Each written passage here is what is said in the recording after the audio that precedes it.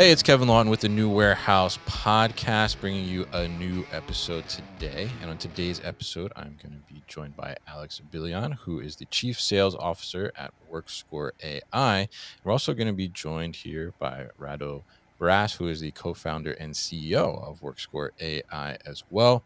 And they are bringing a new way to score your workers, essentially, and evaluate employees within the warehouse space and addressing some of the challenges that you would typically face as a leader in a warehouse operation when it comes to those evaluations. And so I'm very interested as a former leader in a warehouse to see how they're doing this and hear about how the solution works overall. So Alex and Rado, welcome to the show. How are you both? We're doing great. It's nice to be here. Thank you for inviting us, and I'm excited to talk about it. I think our product will be interesting to a lot of people listening to this podcast, and we'll definitely be touching up on some pains that are very familiar to a lot of warehouse owners and workers as well. So, yeah, excited to be here. Thank you. Thank you, Kevin. This opportunity is very important for each startup. Thank Yeah, you again. absolutely. And happy to get you guys on. As I mentioned, former warehouse manager. So I definitely had to do some employee evaluations back in my days. So very interested to hear how you guys are addressing this. So why don't you kind of kick us off here and tell us a little bit about WorkScore AI, what it's all about, and tell us too, because I think this is a fairly new company. So tell us a little bit about how it got started as well, and what was kind of the trigger moment to say like, oh, we need to address this problem. I mean, I guess I'll start off with a small origin story. Sure. So it was originally Rado's idea because he's the one who has the most experience in our team working in warehouses. So he was initially working in a warehouse in Dubai. Then he moved to Canada. He worked in three different warehouses here. And he also has experience working in different e-commerce platforms. So cumulatively, I would say 5, 6 years of experience, right?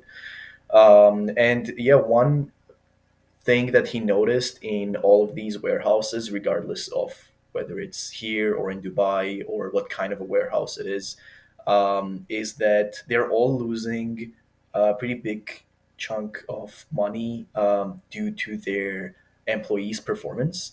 Mhm. And it ultimately boils down to three main points that I would say are recurring issues in all of these warehouses. It's and which our research later on showed that it's universally relevant to all warehouses. First is a lack of transparency when it comes to the employees' performance.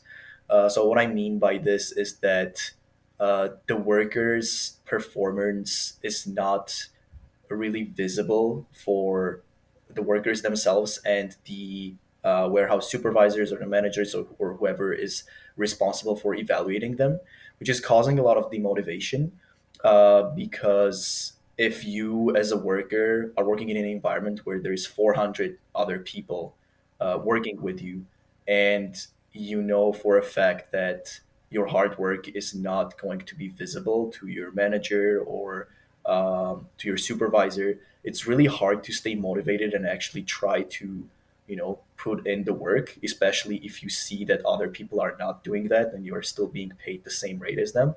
Mhm. Another major issue was that because of the same lack of transparency, it was very difficult for the workers to improve on their mistakes because oftentimes the managers would omit these mistakes. They would not see. And again, this is especially true for bigger warehouses. Like obviously, if you have a small warehouse where there's only 5 employees, it's a different picture because you know everyone.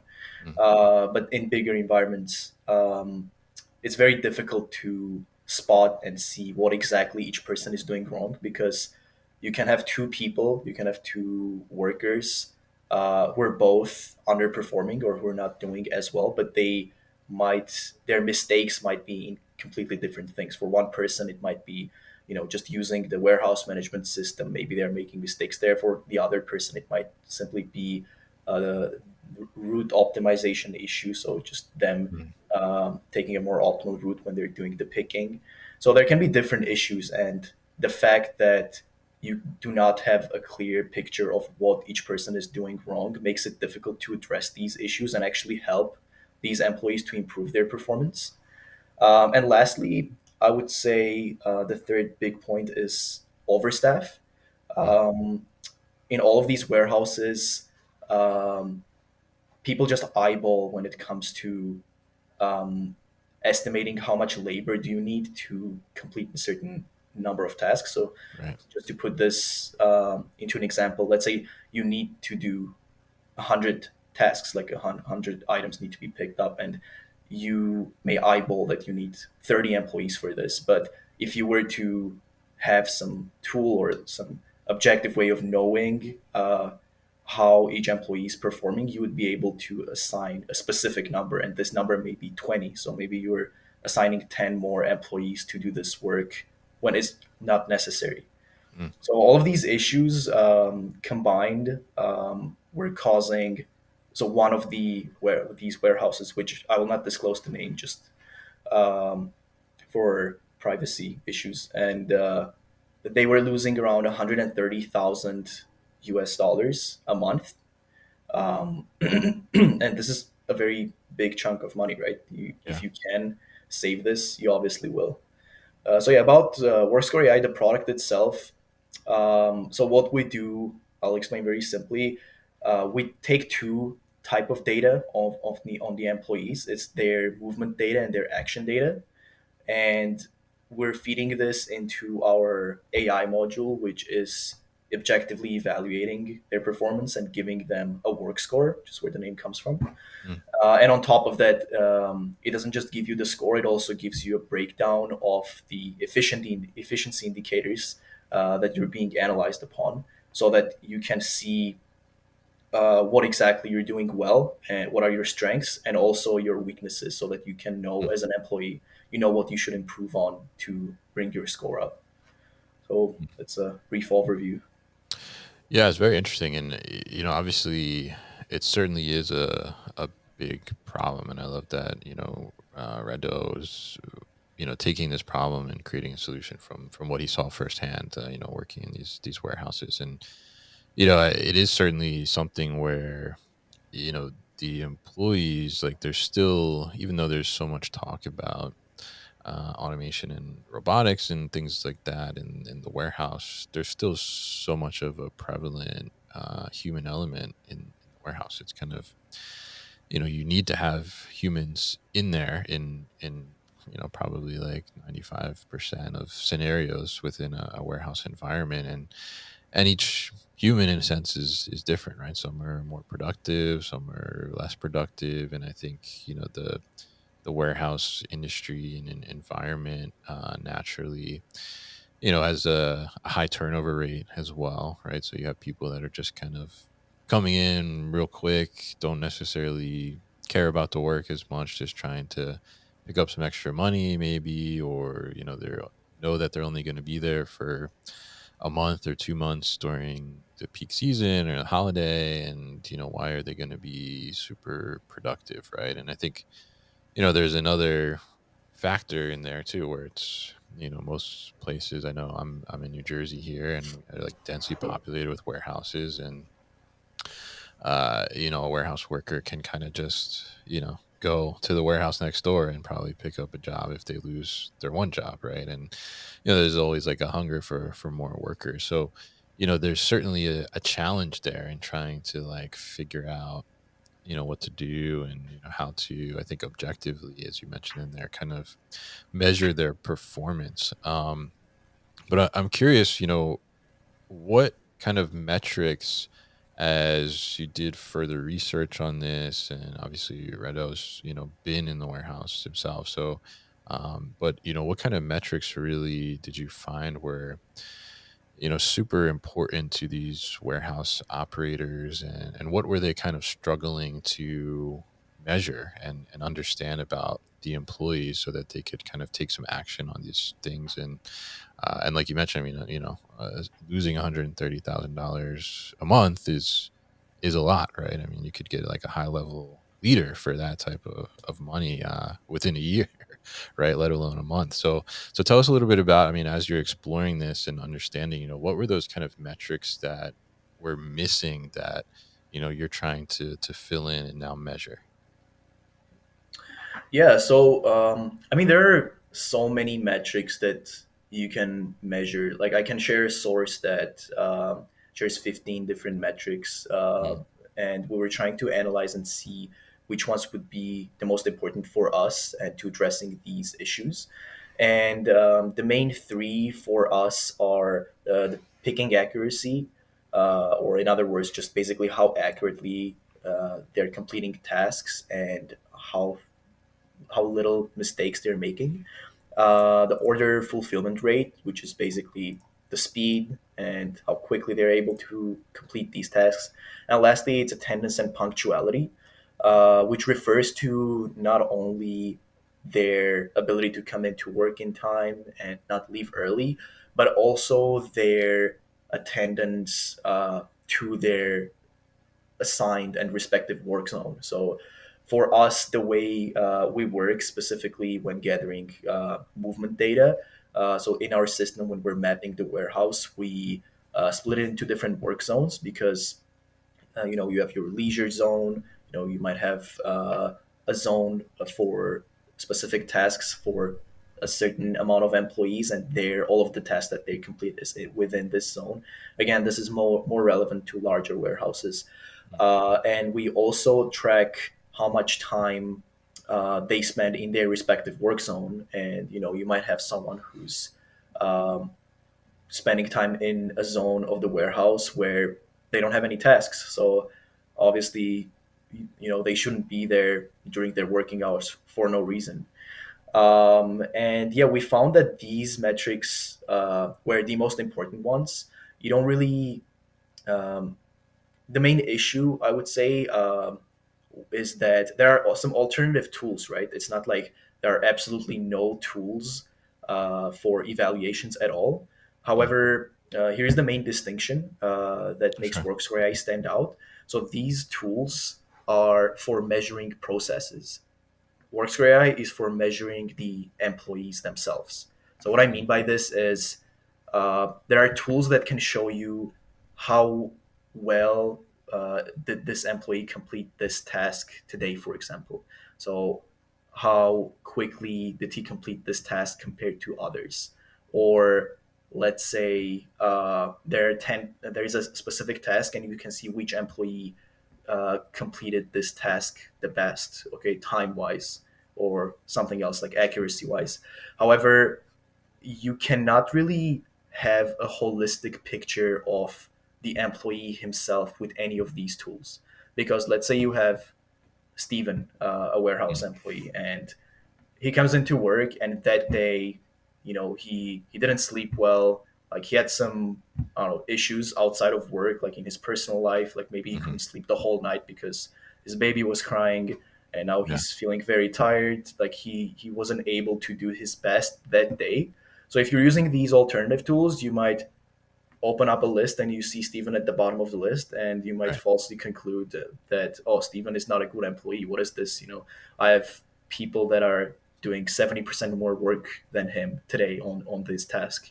Mm, But is that really the true picture? I mean, you would need data on Stephen's performance throughout, like, at least months to have a clear idea of whether this person is doing well or not, whether this person is actually putting in the work. Maybe every single other day that Stephen comes into work, he is performing well.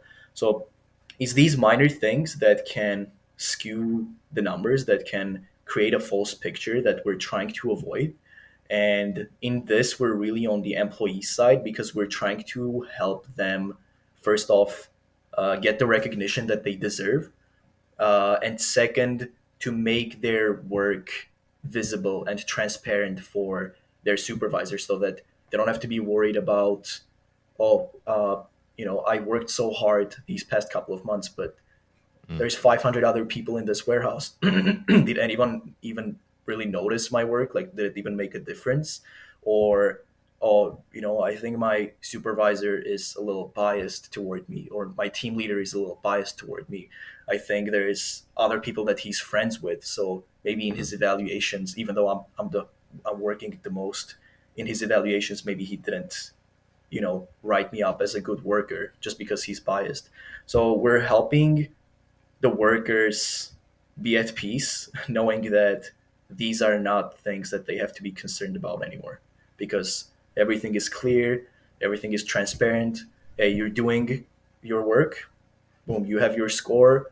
If you're wondering why it's low or why it's high, you have the breakdown, very detailed outline of what exactly you're doing well, what exactly you need to work on, and it just makes everything easier for everyone. mm. Yeah, yeah, and I think that's such such great examples there, and I certainly resonate with a lot of those. I've had a lot of those conversations with employees in my career too, as well. And I think it is challenging sometimes. Like you said, there's when you have a ton of employees, right, and you're trying to measure them all and understand who's being productive and who's not. I mean, it becomes the numbers essentially, right? And you're not thinking about like some of these external factors, like our friend Steven you mentioned there, that just had a newborn and it's not getting as much sleep and maybe dragging a little less at work or something like that. And I think understanding that, I think, is super important to be able to build something like this to address that in a sense. So I guess tell us a little bit about how it actually works, right? I mean, so where are you taking inputs from? Where are you getting this data from? And then how is it kind of all coming together to essentially create this score? And then what does that score mean at the end of the day? Yeah, so our product has come a long way in terms of the technology, because we have made some adjustments. And as you yourself mentioned before, initially we're utilizing these bracelets and Bluetooth beacons that we would install within the warehouse to Okay. actually track and see the movements of the employees. However, with our IT team recently, we have made, I would say, a huge improvement in that sense, because this technology with the Bluetooth beacons, it was very expensive, especially when it comes to bigger warehouses, because you have to install a bunch of them and they're pretty costly. The bracelets themselves were not really an issue, but still having something on you, it can still cause some friction. Maybe someone forgets to put on their bracelet, or like forgets to put on their bracelet. You never know. Mm, So we came up with an alternative which is much better and does not require any hardware to mm, track people's movements. And now we're able to do that through the cameras within the warehouse. okay. And what we do is we have a number assigned for each employee. This is what we do currently uh, in the warehouses where we have our pilot program. So on their uniform, each employee has a number that they're identified by, and through cameras, our AI software is able to accurately track their movements through the warehouse. And this technology has a lot of potential, because in the future we're also aiming to not only use the cameras for the movements themselves, but also to see their actions. So actually, completion of the task. So how they pick an item, like all of that is being recorded through the camera and analyzed through the AI software. Because right now, the way we gather information on what I mentioned before as action data, Mm, we do that through the warehouse management system. So every single button press on the device, every single scan of an item. So all of that is being gathered, logging in the task, pressing the completion of the task. So at every single step of completing the task, we gather this information. And then two of these sources, which are separate, are fed into our AI module, which is able to match the movements to the tasks. Because through warehouse management system, you can also see what tasks each person is assigned. So you're able to match the movement to the actions, and you're able to see, or I guess the AI is able to analyze and see how efficient it is. So whether your movement route is efficient for completing those tasks, whether it's quick, whether it's slow, whether there were some objects maybe on your way that were hindering your movement, like that too, through our mapping system, we're able to detect, and the AI is able to take into account for that too. And yeah, that's essentially how it works. So it's these two separate sources of the data, but the AI is able to match them together. Mm. Interesting there, and so it's taking, I guess, from the perspective, obviously there's some data input, like you said, on the or the task completion, right? That it's tracking, right? Which would be like when you complete a pick line or a package or something like that. But from the movement perspective, I'm curious about this. As you're tracking the movement, I mean, how does the AI interpret that movement? Like, what are you really tracking there? That they're having like less idle time, or what's the purpose of tracking the movement?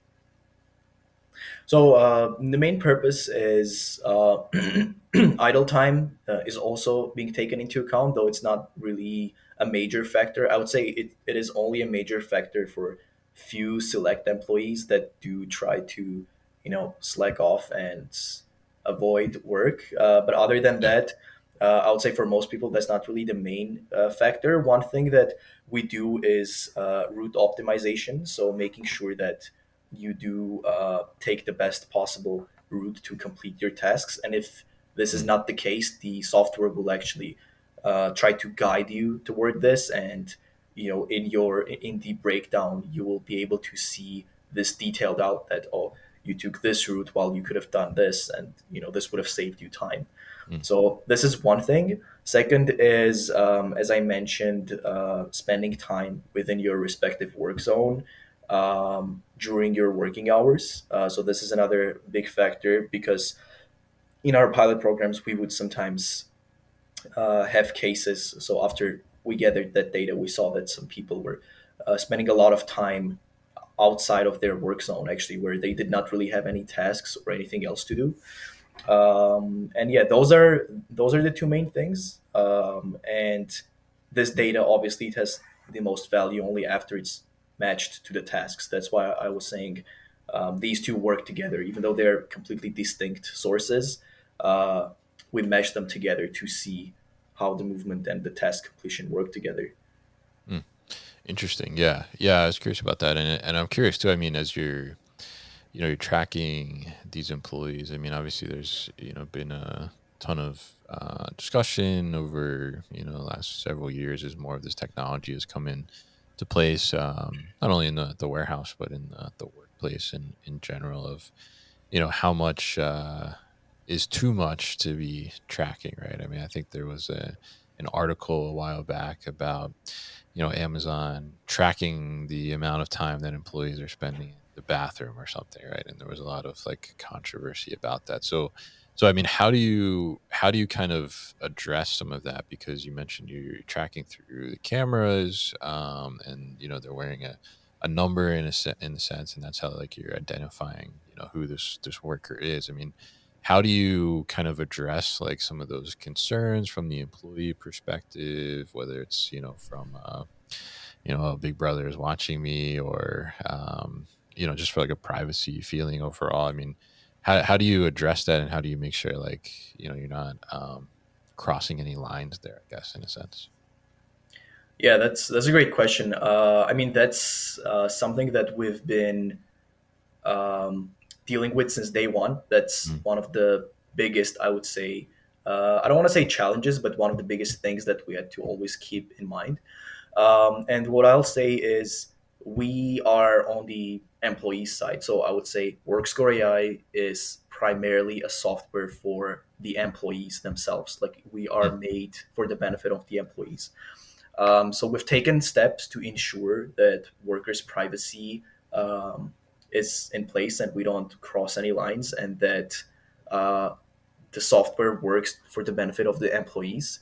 And first thing we did was initially, so you know how credit score works, right? So Yeah. when you go to a financial institution, they can see your score, but they can't really see any of the details. So let's say if you have a very low credit score, you go to a bank, they cannot really see why exactly your credit score is low. Like they can't see, oh, you missed the payment on your, let's say, car, or Mm. your mortgage, which is why your credit score is going down.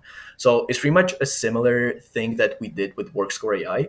So your warehouse supervisor or manager or whoever is on the management side of things, they will be able to see each employee's score, but they will not be able to actually see the details on why their score is low or high. So these details, they're only accessible to the employees themselves so that they know what they're not doing well and they can improve on these things.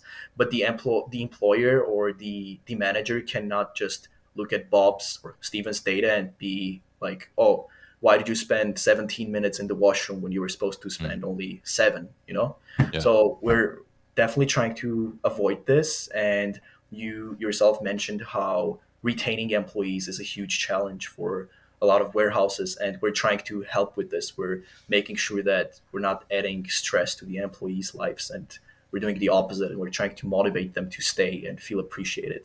So the second thing is, in one of our pilot programs, we've implemented this uh, gamification in a sense. So Mm. we've implemented bonuses based on the performance. And after this one small change, the number of people that were opposed to being tracked went to virtually zero. So we Mm. had basically no people who were opposing it, because people were thinking, okay, if I'm being tracked on my performance, and if they can only see my score, and I will be actually rewarded for my work, which I wasn't before, then why would I not want to be tracked? Why would I not want to be getting, you Mm. know, cash bonuses for my hard work? And that's what we did. We kind of set this. Uh, so basically, like top 20% of performance at the end of the month would be getting a cash bonus. Mm. And this both drove the performance of the workers up, all of the performers, and it also, as I said, led to the reduction of, I guess, opposition or Yeah. rebels. Yeah. And Money. yeah, Money it talks. just Yeah. it just all lies in the way you implement it. I think the Mm. warehouse supervisors and warehouse owners, they all have a lot of flexibility with the tool, and it's essentially up to them to treat the employees well. And I think most, because we've talked to very many warehouse representatives and warehouse owners. We've gone to a lot of events, and they all understand very well the importance of actually treating your employees well and Mm. making sure that they're recognized for their efforts. They all know that the method of whipping them and just trying to be super strict, it just doesn't work out, because employees end up leaving. Like they don't end up working better. And this Mm. is also supported by research, and this is just one of the basic human needs, being recognized and being appreciated. This is something that doesn't even have to be based on cash, or doesn't have to be a monetary incentive. Even just having something like an employee of the month makes people feel so much more appreciated, and this makes them feel fulfilled at their work. They're able to perform better, and they're able to perform knowing that what they're doing is actually, first off, making an impact, and second off, there is visibility to it. Like Mm. if you are doing better than the other 550 workers, you will have the highest score amongst those 550 workers. So this really makes a huge difference, and we see that in our current pilot program. So we're actually excited to bring this into more warehouses. And if you can do something that will help both the workers feel better and be more incentivized to work hard, and on top of that, help the warehouses save money, why not do it? Mm. Interesting. Yeah. Yeah. And I think it's really interesting there too, the incentivization of it. And I think that's such a big factor in, helping to, create a better work environment, and certainly one where, people, earlier in the conversation you mentioned there, like, I've been working hard, I've been doing this, and does anybody even see it? Right. And like when you start to bring in that incentivization, I think that helps there. So I wanted to go back there a second because I wanted to get some clarification on this. So you mentioned that the data itself is visible to the employee, but not the employer, right? So from the employer perspective, if I'm the manager in that warehouse or whatever the case may be, I mean, what do I see like with work score? I mean, do I just see the score, or how do I understand like what's going on with my employees, and what's the value there for me? So the way we set it up in our pilot programs right now, there's obviously a lot of flexibility depending Mm, on what our customer demands from us. So you're the one paying for the tool. You get we will set it up for you however you see fit. So for our pilot programs, again for the privacy concerns, we set it up in a way that the management side they can only see the scores of the employees while the employees themselves on their end can see all the details and the mm, breakdown of the different efficiency indicators.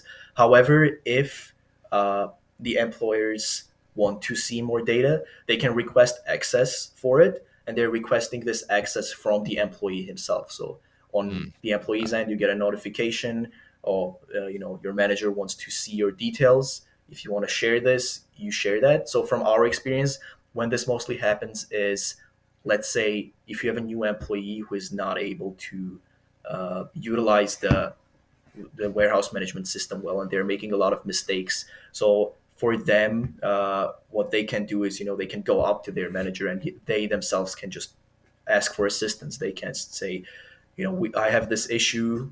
In case of our pilots, it was more like, my score is low for this. I don't understand why. I think I'm making some mistakes somewhere. Mhm, So they can share their data with their manager, and they can together collaborate and understand what's wrong. And after the access is given, the employer or the manager can see all this data too on the worker. But obviously, again, this is all very flexible. So if we have one of our customers asks us to, oh, I want to have access to this data all the time, mhm, we do inform them of the privacy concerns that might arise on the worker's end. And even though there are no legal issues with this, because again, we're only gathering information on their performance and we're not gathering any personal data, we still inform them that we have experience with these pilots. mm, It just shows that it works better both for the workers and for you when we set it up this way, where you can only see the score, and we set up this access system where you yeah. actually have to request the worker to share this data. But again, at the end of the day, it's up to them. If they know their workers well, if they think it's not going to cause any issues, be our guest. Yeah.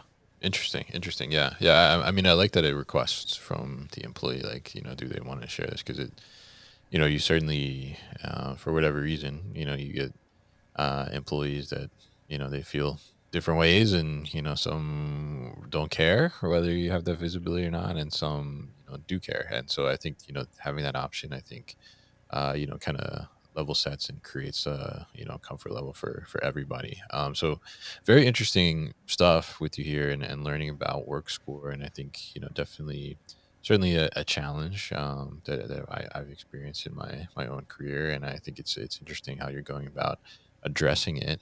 So you guys recently won two pitch competitions as well. Obviously this is an evolving solution, as you mentioned, going from the wearable now to the cameras as well, from that perspective. So tell us a little bit about, what the future of WorkScore AI looks like, and kind of what's coming up.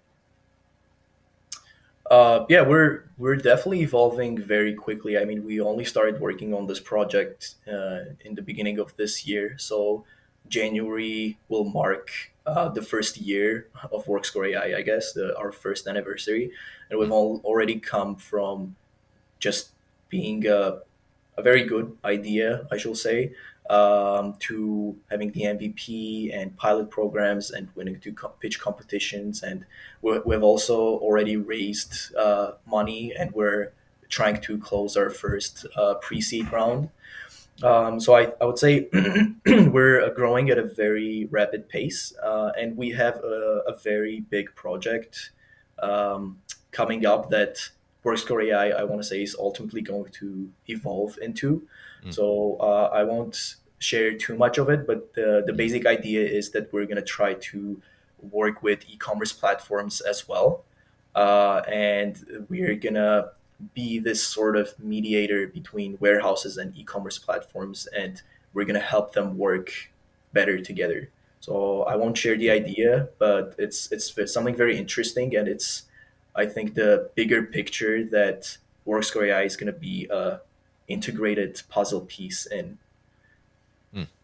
Very interesting. Yeah. Yeah. I'm interested to see how that develops and how that evolves, and how that's going to work too. I'm trying to picture that. But very interesting stuff with you here, both around WorkScore AI, and appreciate you coming on the show and telling us about this new solution that you've developed. Very interested to see how it continues to evolve and grow over time.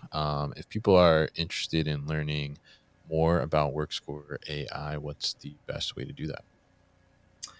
The best way to do that is to go on our website or our LinkedIn, which I'll send you the links, and I don't know, you can somehow include that in the post when Mhm. this is posted. And our website has our contact information, so we can always share the demo of the product. We can share how it works. So we're very open with that. And our LinkedIn, we keep it very up to date. So any accomplishments that we have, we always post about them so that the people see how our product evolves. But yeah, I would say I would highly encourage anyone that is interested in the product and wants to learn more about it to just contact us directly on our website, and yeah, we'll reach back immediately. All right, sounds good. And we'll definitely put all that information at thenewwarehouse.com as well and in the show notes so people can easily find it. So, Alex and Rado, thank you very much for joining me today on the show. Thank you so much for having us. It was great talking on the show, and wish you all the best. Hey guys, thank you so much for tuning into today's video here on our YouTube channel, The New Warehouse Podcast, and I appreciate you tuning in. If you liked what you saw, make sure you subscribe to our channel, and if you like this video in particular, make sure you like it as well. And if you want to get this great t-shirt that you see in the video behind me, Warehouses Are Sexy, head to warehousesAreSexy.com and get your own.